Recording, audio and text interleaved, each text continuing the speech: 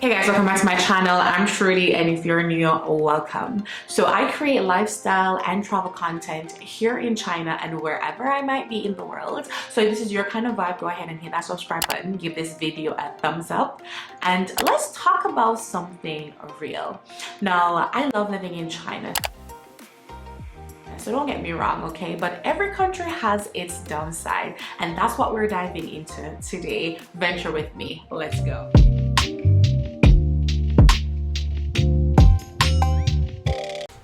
You guys know how I like to keep it real here, but just to stay on track and get the thoughts flowing, I did make some notes. So if you ever see me looking down, I'm looking, oh my goodness, what? Is that a sign? Shouldn't I be talking about this topic? But anyway, if you see me looking down, guys, I am looking at my notebook, right? Just so that I can keep on track and I don't miss any important points that I wanted to bring across. So let's get into it for real. So number one, the internet struggle, VPN life, right? Now, if you reside in China, y'all know what I'm talking about. But if you don't, you've heard stories. And if you're planning, if you're planning on relocating here or travel here, you've already done your research. So you would be pretty much aware of the restrictions that come with internet here in China. Access denied. I can't stress this enough. It's such a headache. Well, it is really a headache when you are trying to connect to a VPN network and it just won't connect. So there are good days and there are bad days where the VPN will work well so that you can connect to restricted sites such as YouTube, Instagram, and Google. But there are other days when no matter what you do, you cannot you cannot connect. You know what I mean? And this is frustrating because in other countries, you know, you just take up your phone or your computer or whatever and you just connect right away, and you don't have to be paying for a subscription just to use regular websites. You know what I mean? Like the other day, it literally took me hours to upload one of my travel vlogs. When I mean hours, I'm not talking about like 4 hours. I'm talking about like about 8 hours because I was having serious connectivity issue on that day. So it's very annoying at times just trying to maneuver the internet. So on some days you spend more time trying to connect to the internet than actually being able to use the internet. So number 2 on the list is gloomy winter and seasonal depression, and it is real. Now, I'm an islander. I'm a girl from Jamaica and I'm accustomed to the sunshine, not necessarily just always being in it, but just seeing a nice clear sky, you know what I mean? And trust me when I say that winter in China hits differently. It's gloomy, it's gray, it is cold in most cities, and in mine, there's no heating. Trust me, a lot of the infrastructure, like in South China and Mid China, they are not built to facilitate winter. And what I mean by that is that the buildings are made of concrete and there's no heating on the inside. Well, newer buildings, some would have heating, but others won't. And the thing about it here is that when you go into public spaces, if they don't have on heat, they actually have the doors open to have the air circulating. You know what I mean? And it's depressing. It's so depressing. Not until I live in China, I realized how much I needed the sunshine. I mean, you know, like when you have something and you just take it for granted because it was always there. That's how I feel about the sun now in China during the winter time, because it's seldom there, you know? And I'm someone that needs sunshine to have energy and stay motivated. In winter, you just want to be under a blanket here. You look outside and you just want the season to change. Personally, I could never live in an extremely cold place because I just can't deal with the cold. It's rough. It's very rough. And winter in China gives seasonal depression. And I don't love that for me. I really hate winter here. Number 3, let's talk about missing home comfort like food and product. Let me not start on the, you know what, let me start on the cravings. Whenever I'm craving anything from Jamaica, like whether it's like Bigfoot, if you know, you know, or cheesies, those are some snacks, I cannot just get up and go into a supermarket here and have any of those things readily available, right? I have to either import or just try to find some of these products online. And no, this comes with, of course, additional fees. Sometimes they're overpriced. Sometimes you have to wait some days to get them. Listen, sometimes you just want that comfort without having to go online or pay hefty fees for a particular item. It would be really nice if I could just walk into the supermarket or walk into the store and get like products for black girl hair, you know, for colored girls, or get seasoning or something from back home. So that is such a struggle. And living in China, the closest thing I have to anything from the Caribbean is actually a restaurant in my city that has like patty or oxtail, but I can't get anything like rice and peas with fried chicken and some curry gravy. If they're Jamaican watching this, if you know, you know. Unless I cook it at home. So that is really a struggle that a lot of foreigners face when they decide to relocate from home, especially relocating to a whole different region, you know, no longer in the West. Like if I was in the US, I mean, there's so many Caribbean stores there. Or if I lived in England, I could get that there too, you know what I mean? But living in a place like China, living in Asia, I don't have that kind of luxury here. So that's definitely one of the biggest struggle I also face that I do hate. And it's not just being having access to Caribbean items, but just some simple Western things that you will typically see in a supermarket. Sometimes it's just not there and you have to find alternatives. So yeah, that's definitely one of them. That's one of the things I hate about living here. Number 4 on the list, lack of personal space.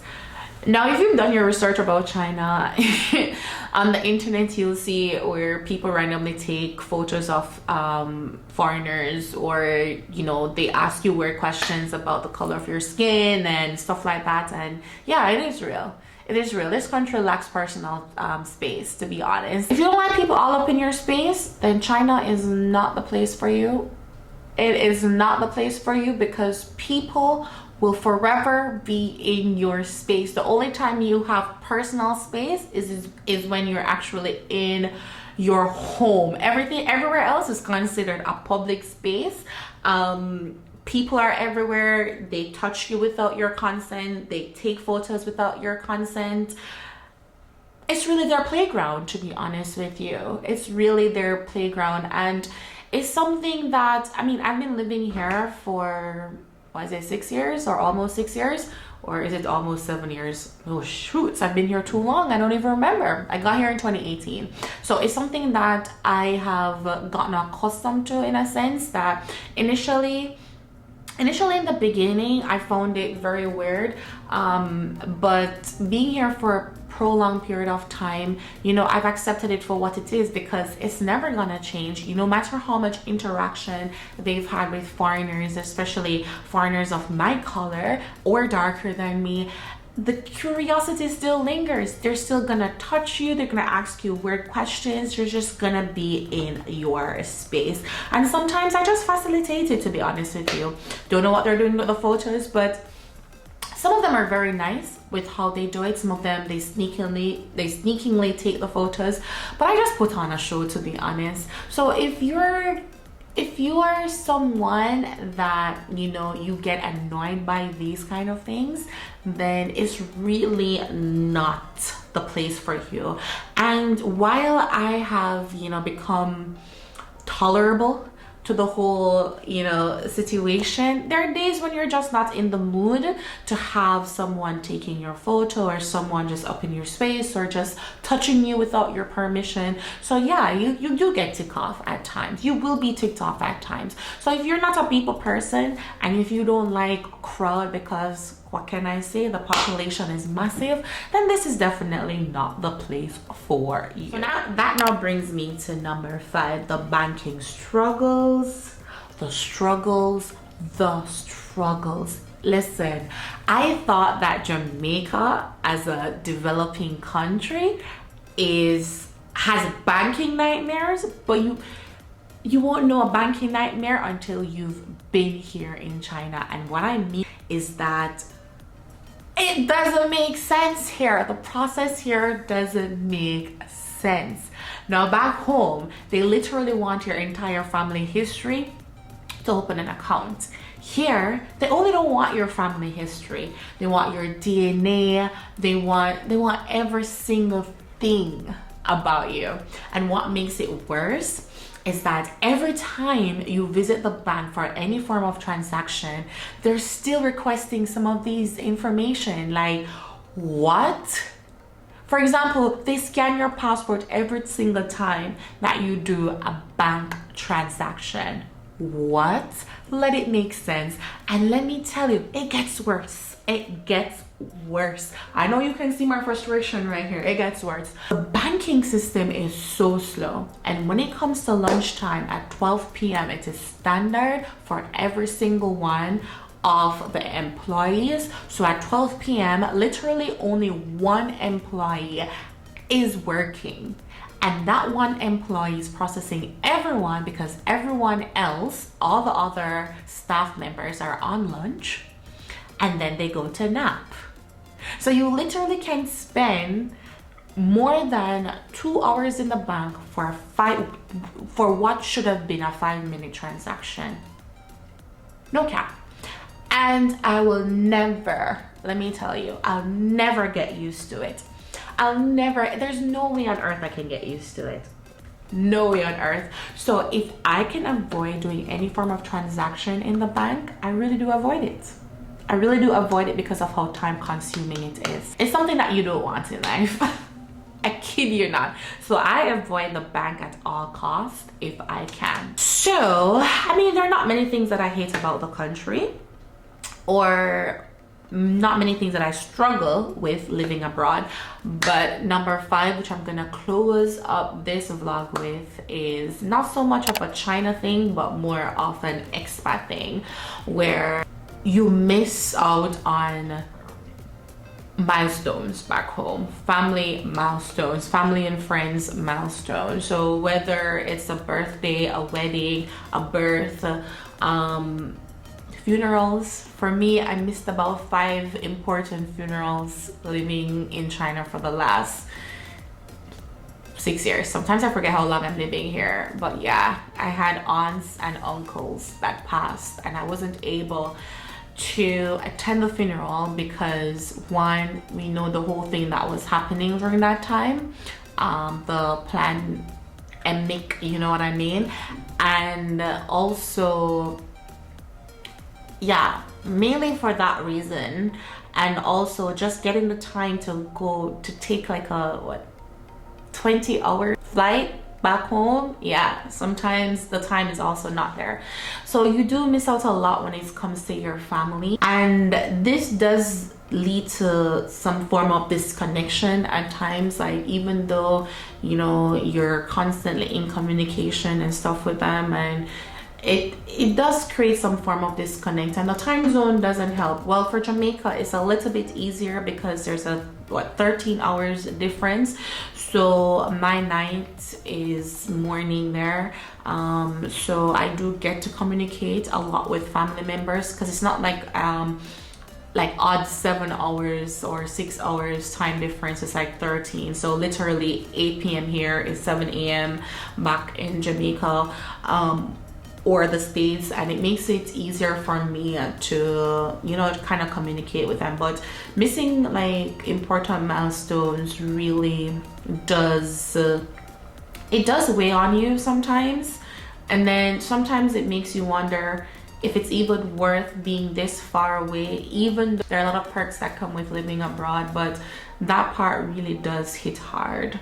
So yeah, those are the things that I can think of right now that I really dislike about living here in China. I'm pretty sure there are probably other things that I dislike, So as I was saying before, I had to like check my camera because it looks like it was overheating because the light is directly over it. Yeah, I'm pretty sure there are other things that I dislike, but for now, that's what I can think of. I know some of you are wondering if I have issues with the language barrier. I think I've gotten accustomed to it, especially because the translation apps are so advanced in this day and age that it doesn't really bother me, to be honest with you. I know that coming here, I knew that you know, not many people would speak Mandarin. I mean, what am I saying? So coming here, my mind was already conditioned that okay, you know, most people would speak Mandarin, but as I said, apps are very advanced, and where I live, a lot of people do speak English as well. So language barrier is not so much of an issue for me. As well, I do travel to a lot of countries that, I mean, you know, English is not their first language, and I still don't have that issue. So yeah, those are the things that I can really think of right now. And as I said, like everywhere in the world, there are pros and cons, and what I just discussed with you are just some of the cons that I face here, you know. So yeah, if you like this video, go ahead and give it a thumbs up, turn your post notification bell on so whenever I upload you can know. And if you haven't yet subscribed and you constantly revisit the channel, like what are you waiting for? So if you are planning to come to China, I hope this sheds some light. If you're already living in China, let me know if you share similar sentiments, and if you do live abroad, let me know in the comment section what are the things that you dislike about living in the country that you're living, if they're similar to mine. And until next time, see you guys, Toulouse, bye.